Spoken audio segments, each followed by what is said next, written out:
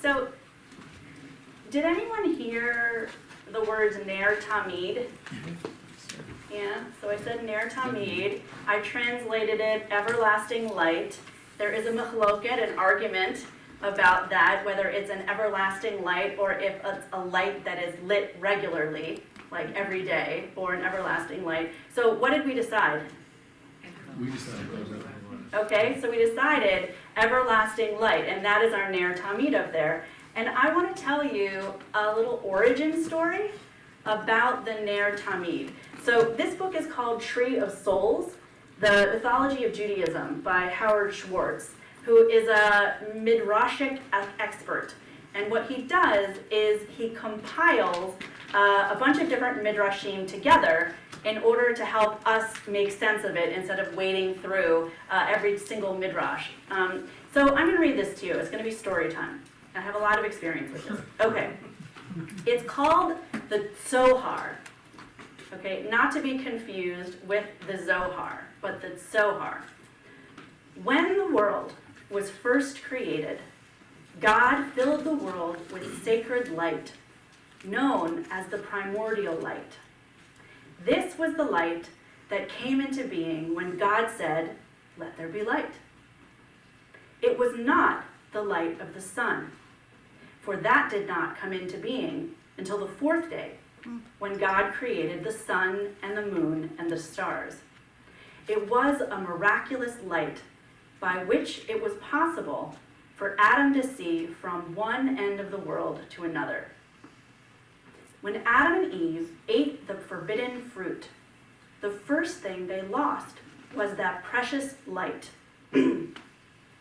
Without it, the world seemed dark to them, for the sun shone like a candle in comparison.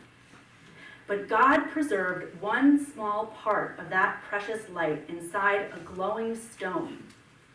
And the angel, Raziel, delivered the stone to Adam after they had been expelled from the Garden of Eden, as a token of the world they had left behind. This jewel, known as the Sohar, sometimes glowed brightly and sometimes was dim. As he lay on his deathbed, Adam gave the jewel to his son Seth, who passed it down to the righteous Enoch. Enoch grew in wisdom until he was taken into paradise in a chariot and transformed into the angel Metatron, the heavenly scribe and prince of the treasuries of heaven. Before departing this world, Enoch gave the Sohar to his son Methuselah. Methuselah slept in its glowing light, and some say that is why he lived longer than anyone else. Methuselah passed on the jewel to his son Lamech, who gave it to his son Noah, who brought it with him on the ark. God instructed Noah to do so when God said, "Put the Sohar in the ark," in Genesis chapter 6, verse 16. Noah hung it on the deck, and for 40 days and nights it illumined the ark. Noah determined whether it was day or night by gauging the brilliance of the stone. It was dim during the day, but at night it shone brightly. When the ark landed on Mount Ararat, the first thing Noah did was to plant grapes, and when they grew ripe, he made wine and became drunk. What, this is news to you? I didn't mean for it to be a spoiler. And at that moment, the Sohar fell from where it had been hung in the ark, rolled into the water, and sank to the bottom of the sea. There it was carried by the currents until it came to rest in an underwater cave. Years later, after the water had subsided, the child Abraham was born in that cave.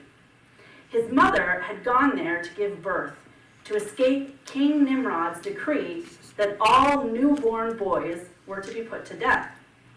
For Nimrod had seen a sign that a child born at that time would overthrow him.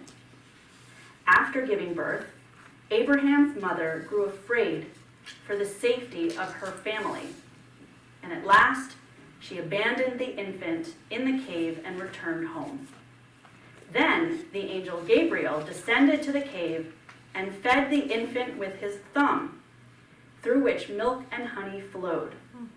And because he was fed in that miraculous way, the boy began to grow at the rate of a year every day. And on the third day, while exploring the cave, he found a stone glowing in one of the crevices of the cave. Then the angel, who knew how precious it was, put it on a chain and hung it around Abraham's neck. 13 days later, Abraham's mother returned to the cave, for she could not put the fate of the infant out of her mind.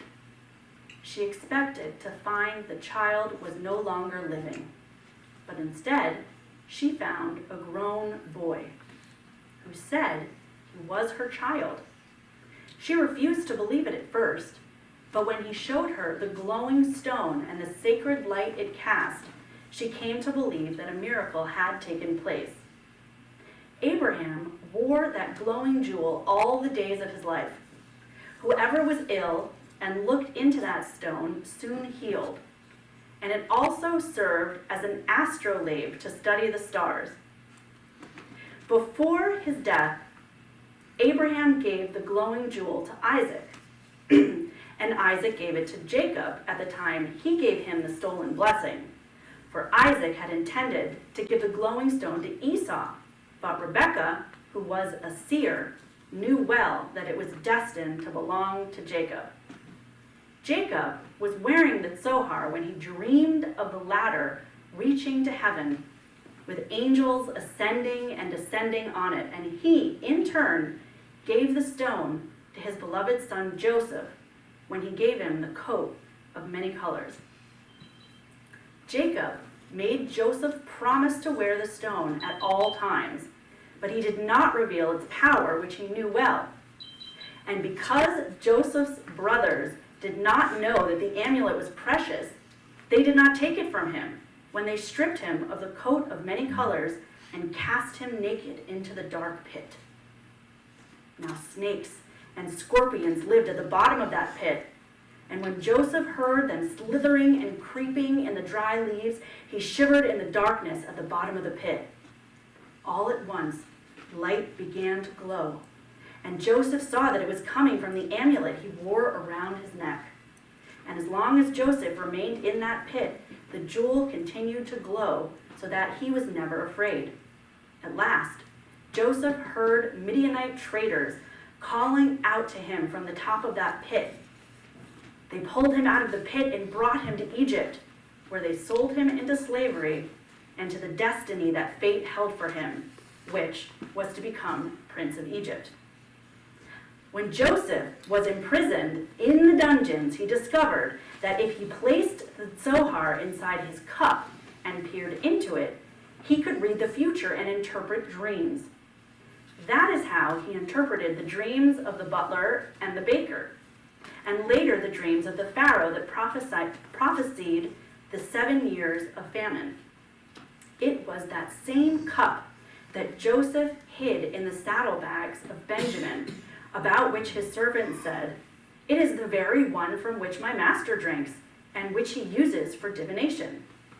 That cup, with the precious jewel in it, was passed inside Joseph's coffin at the time of his death, and it remained there until Moses recovered Joseph's coffin and was told in a dream to take out the glowing stone and hang it in the tabernacle, where it became known as the Ner Tamid, the eternal light.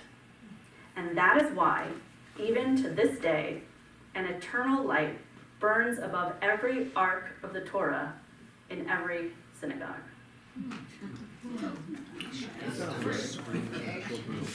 That sounds right, yeah. Yeah, sure, fine.